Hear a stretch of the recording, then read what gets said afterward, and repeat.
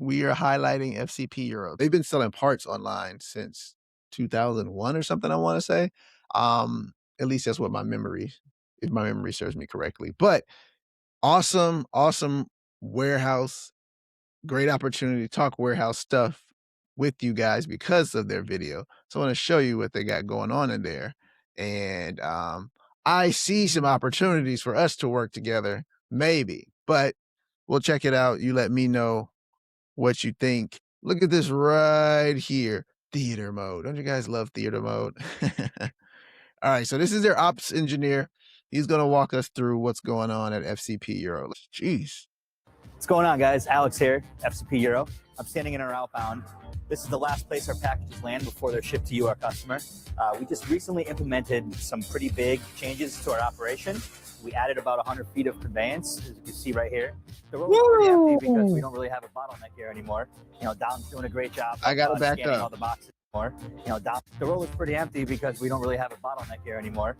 Pretty big. I talked about how bottlenecks were, man, everybody's trying to solve for their bottlenecks. Here's the thing I also see, all of this conveyance. Yo, all of this conveyance. I don't know if y'all know, but man, this means that people were doing a lot of walking. So shout out to them for getting that together. That means at some point in time, people were either pulling stuff, products or whatever, and walking it down to some of these spaces. Because all that is actually these conveyors are taking the product somewhere else instead of somebody having to walk.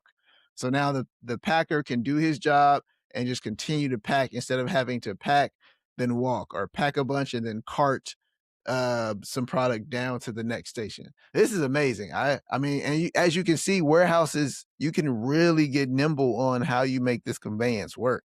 It's working around things. It's moving around the warehouse locations, but I'll let them get back to it. I'm talking too much. Big changes to our operation. We added about 100 feet of conveyance, as you can see right here. The road is pretty empty because we don't really have a bottleneck here anymore. You know, Dom's doing a great job of scanning all the boxes and palletizing them for you. So right there, you catch a glimpse of one of the boxes coming out of our semi-automated equipment. And speaking of which, let me show you. So if you come over here, these two pieces of equipment, we call them Little David. Loveshaw is the distributor. What they are is a carton former and a carton sealer. These two pieces of for you. So right there, you catch a glimpse of one of the boxes coming out of here. The roll is pretty empty. Sorry, guys. I have to pause this because I caught some things that I want to explain. You may know them, but I'm a person who likes to hear things and then explain things. So I'm going to do it. My bad. Because we don't really have a bottleneck here anymore. You know, Dom's doing a great job of scanning all the boxes and palletizing them for you. So right there, you catch a glimpse of one of the boxes coming out of our semi-automated equipment. And speaking of which, let me show you. Semi-automated equipment. So you have fully automated equipment. And this is good to know because people always want to go 1 to 100. They want to say, I'm doing it this way, and I want to do it hands-free. From now on. It doesn't have to be like that. Sometimes it doesn't call for that. Sometimes it's not, the automation doesn't allow for it, or the process doesn't allow for full automation. Semi-automation is very important because it can still remove touches or decrease steps and make things faster. So I like that he mentioned that they have some semi-automated automated equipment. So if you come over here, these two pieces of equipment, we call them Little David. Loveshaw is the distributor. What they are is a carton former and a carton sealer. So these two pieces of equipment. Boom. All right. So carton former and a carton sealer. They're making boxes, y'all. Y'all know how I feel about this. If you make boxes, whether you have some semi-automation or full automation, please give Brian Taylor a call. Give me a call. Send me a message. All right. But let me show you what's going on here. I'll talk through it as he does it. 70% of our volume on a daily basis. So let's say we ship out about 1,000 packages. Boom. You see that? So instead of him having to sit the box down, make the 4 flaps, and tape it, semi-automated equipment will allow you to form the box, carton former. So all he had to do, open it up, sit it down on the structure there, and it pretty much made the bottom and sealed it. So that is a carton former, right? I'm gonna go back because my bad. I've stopped it at the wrong time. I'll get better at this. Work with me. Patience. We ship out about 1,000 pieces of equipment, handle 70% of our volume Here on we a go. daily basis. So let's say we ship out about 1,000 packages on a Monday. Carton former. 70% of them come through And he these two puts lines. the item Everything in the is within in the arm's box. reach. The boxes they need are at adjustable heights because, as you can see, Mo and Clay are very tall. But we also have some short operators too, so we wanted to keep everyone in mind so they can adjust the height of the. And that is the carton sealer. It goes through that machine here, and it puts tape on the top. So he doesn't have to spend time biting tape, cutting it, trying to make it true to size and all that. All he has to do is push this through the machine. That saves a lot of steps. It saves seconds, which turn into minutes, which turn into dollars. Trust me. We also have some short operators too, so we wanted to keep everyone in mind so they can adjust the height of the corrugate, and actually the whole platform lifts and raises at the touch of a button. So we have hydraulic lifts, so everything is extremely ergonomic and efficient for these guys. So let's take a walk down this way.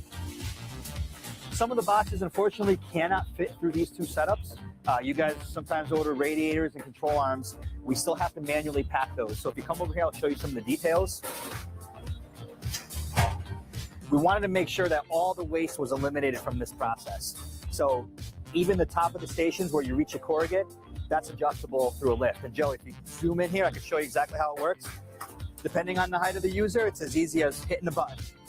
The top shelf goes up and down. So basically the gravity flow racks enable the odors to flow towards the user. They pick the box they want, it's all within arm's reach. They pack it and they slide it right on to the conveyor, and it automatically brings it down to our scanning station. There is no waste in our process, guys. Everything is extremely efficient. If we were to look back on last cyber. And so what he's saying is, yo, based on orders, if you order something that's a little wacky, little odd shaped, or too big for our normal process that we've got rocking and rolling over here, we got rid of that bottleneck. Again, everything then flows downstream and you have to make some adjustments. Then here is a manual pack station where we'll pack the big stuff. We'll do it manually. There's no automation to it. And then they will put it on the conveyor.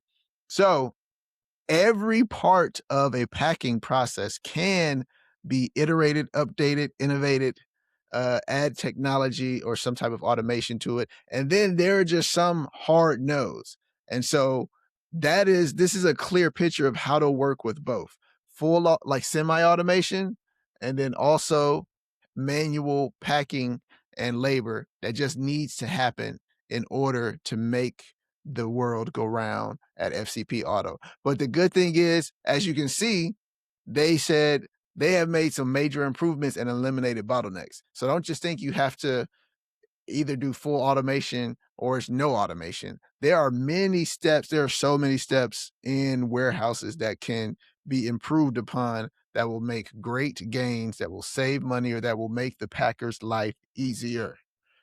And I'm gonna let them go on for a little bit more, and then we're gonna close out. But it's a really good example.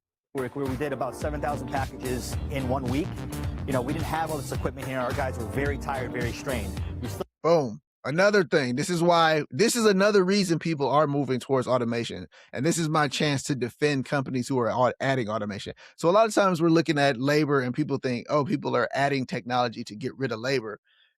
Some companies, it is hard work and it's laborious work, and people physically just can't keep up at the rate that is needed because they're carrying things that are heavy. The process of packaging something is terrible unless you add some focus to it and improve it. And so, like he said, we were able to increase our output, our throughput for packaging, and we don't have to send these guys home dog tired, right? Just because it's a job that you sign up for doesn't mean that the job can't get better. So if you are somebody who's in those spaces too, I would suggest that you talk to them and say, hey, boss man, have you ever thought about checking out Brian? That guy, Brian Taylor, I don't know how many followers he has because it's an early video. Maybe it's 0, maybe it's not. But check out Brian. He says he has some solutions. I actually think I have some solutions for FCP Auto too. But I digress. I'm not going to do a shameless plug or ad here. I just wanted to show this is a really great example of a warehouse and how much improvements can help not just the company with bottlenecks, but the work and the process for the employees. Still got all your stuff out on time, but like I said, we were extremely tired.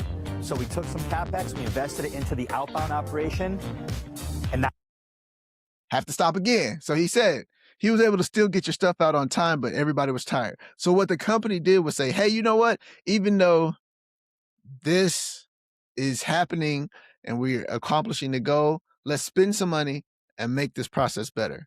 Let's spend some money, let's make this process better. And you see, this is the operations engineer, which means he had to devote some time and energy extra into this process because he was already handling the process of getting everything out the door. So that's where the coordination happens. That's where having to get people championed for this process is super important. But I love that he mentioned that. And I'm gonna leave it alone after this. I'm gonna play it for a minute or so. I don't know. I'm still learning this YouTube structure of what is correct or how long you can play a video or not. But we're gonna go. We're gonna let it flow. We'll learn on the fly. we could probably handle about 7,000 packages per week because we're growing at an incredible rate, guys. So everything we do here is for you guys to make sure that we can get your orders out accurately and efficiently and on time. Thank you. Nah, bro has to have a YouTube. The way he looked in the camera, the way he was able to address the audience, that was awesome. Am I right? That was awesome. Always got to remember to cut those videos off. But yes, that just shows you how important the packing process is. And I just wanted to show that video to really iterate. You don't have to go full automation. It's not nothing or some or everything. You can make improvements. You can make improvements. I'm looking all over the place because I'm working, but also have stuff I'm showing y'all, but I'm also like trying to talk to y'all and I'm also like sending emails, but hopefully you get the gist. Um that's a great example. So shout out FCP Auto, FCP Euro. And yeah, if you need some help, hit your boy up. Peace.